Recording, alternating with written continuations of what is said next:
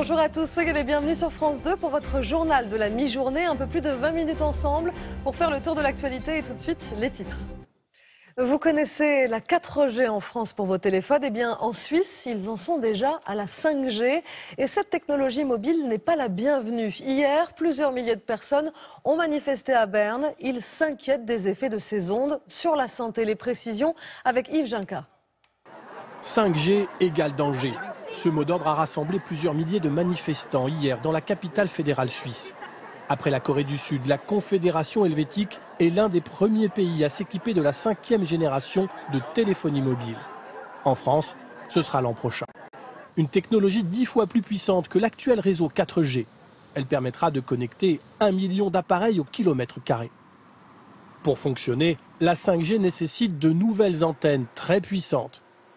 Les protestataires craignent que ces ondes n'aient des conséquences néfastes sur la santé humaine.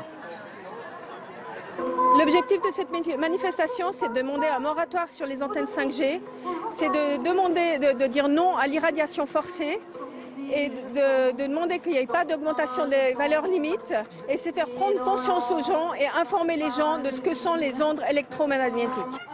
En Suisse francophone, le débat fait rage. Certains cantons comme Genève ont suspendu l'installation d'antennes au nom du principe de précaution. Mais l'État fédéral pourrait attaquer ces décisions en justice. Aujourd'hui, aucune étude scientifique n'indique qu'il existe un risque avéré pour la santé.